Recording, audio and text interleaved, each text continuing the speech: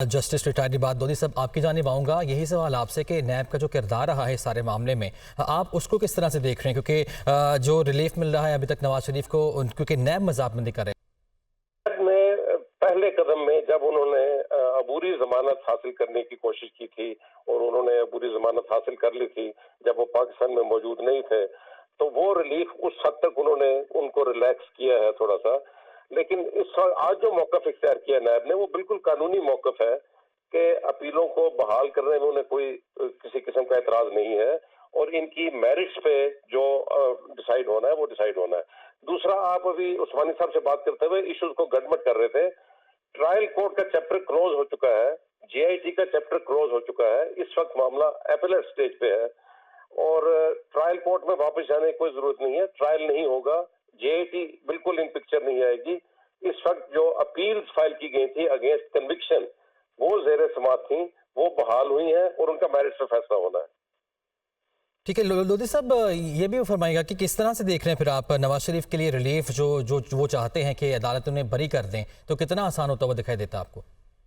ये तो बहुत ही उसको प्रियम्प्ट करने की बात है कि जुडिशियल प्रोसीडिंग्स क्या होनी है। वो तो ये अदालत का फैसला होगा। अदालत दोनों तरफ के आर्गुमेंट सुनने के बाद, रिकॉर्ड का मुलाहिजा करने के बाद, वो तमाम रिकॉर्ड सामने आएगा कोर्ट के। जो जजमेंट है ट्रायल कोर्ट की वो सामने होगी।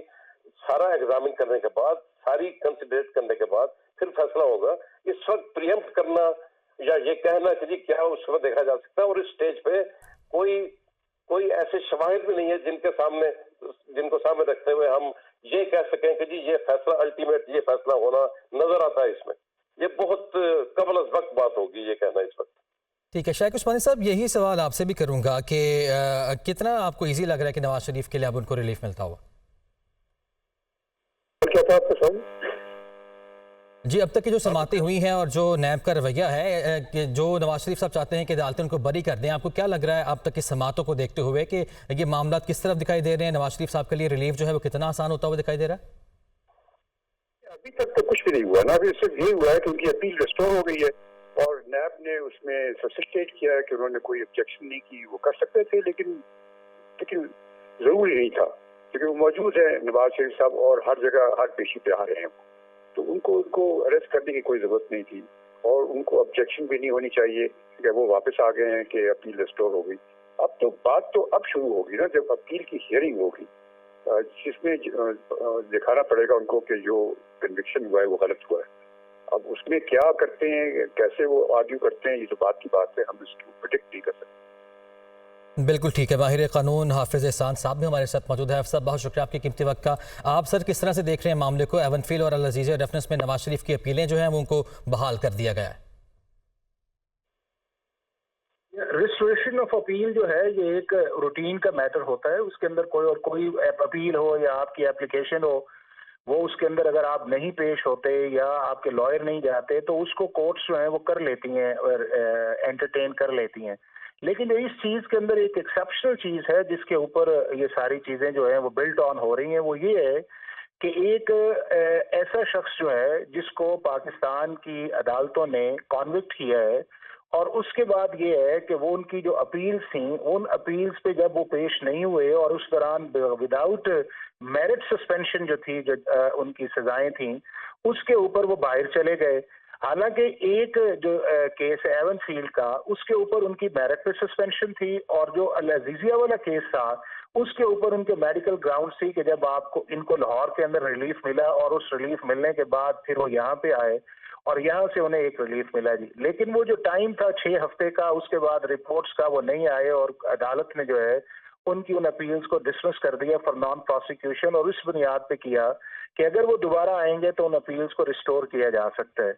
अब जो लॉ है वो ये है इसके अंदर कि जब आपकी अपील्स जो हैं वो कन्विक्शंस आपको हो जाए और आपकी सजा सस्पेंड ना हो और उस दौरान अगर आप बाहर चले जाओ, एक बड़ा एक्सेप्शनल सिचुएशन थी, तो फिर आपको वापस आके अदालत को सरेंडर करना पड़ता है। और सरेंडर करने का मतलब ये है कि आप वापस उसी पोजीशन पे जाएंगे और उस पोजीशन पे जाके फिर आप अप्लाई करेंगे कि मेरी इन अपील्स को रिस्टोर भी किया जाए और उन अपील्स को रिस्टोर करने के बाद जो है मेरिट्स पे मेरा केस को सुना जाए।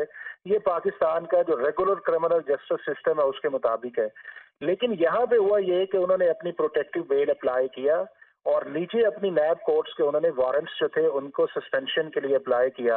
और यह रोल बनता है प्रोसिक्यूशन का, और प्रोसिक्यूशन का रोल ये है कि हमेशा हम भी इतनी देर से देखते आए हैं कि वो चीज़ों को डिफेंड करती है अपने एक्शंस को, और जो प्रेज की जाती हैं उनको वो अपोज करते हैं और फिर फैसला छोड़ते हैं कि अदालत उस चीज़ के ऊपर फैसला करे। और फिर आपने देखा कि जब अपील्स फाइल होती थी, ये जो आपके सामने प्रोटेक्टिव बेल है, तो नैब के प्रोसिक्यूटर जो थे वो पहले वहां पे मौजूद थे, और मौजूद होकर उन्होंने ये कहा कि हमें प्रोटेक्शन बेल पे कोई एतराज नहीं है। इसी तरह आपकी जो नीचे वाली अदालत थी नैब कोर्ट, उसके अंदर भी उन्होंने जाके कहा हमें एतराज नहीं है। फिर जब ये अपील्स उन्होंने नोटिस किए पिछली डेट्स के ऊपर, तो आपने फिर देखा कि नैब ने कहा हमें कोई एतराज नहीं है।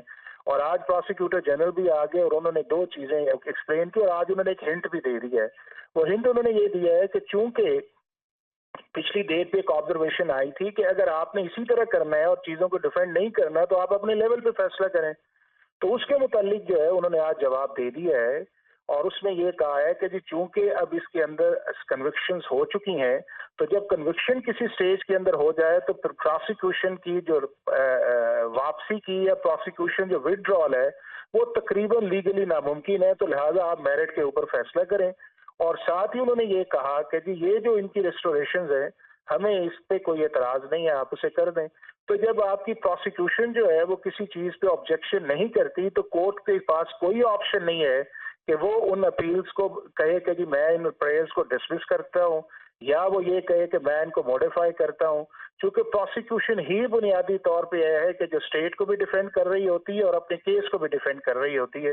तो इस केस के अंदर जब ये आया है तो अदालत ने एक फैसला किया, और अदालत के पास किसी भी तरह का जो हम ये एक्सपेक्ट कर रहे हैं, और हमें करना भी नहीं चाहिए, कि अदालत के पास कोई सुओ मोटो इख्तियार नहीं है कि जी प्रोसिक्यूशन एक चीज को डिफेंड नहीं करना चाह रही और अदालत कहे कि नहीं मैं इसको करूंगा, क्योंकि असल केस तो उस प्रोसिक्यूशन का है।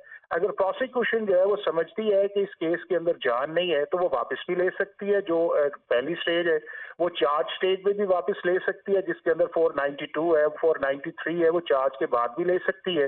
वो सारी चीजें उसके हैं। लेकिन अब चूंकि इस केस के अंदर जो है वो कन्विक्शन हो गई है, तो उस कन्विक्शन की सूरत के अंदर जो था वो उनकी विड्रॉल नामुमकिन थी।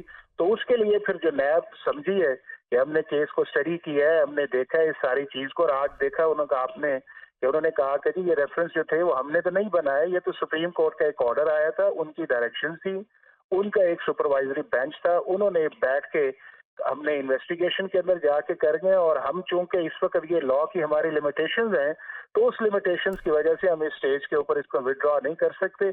आप रिस्टोर कर दे, रिस्टोर के बाद मेरिट पे इसका फैसला आएगा।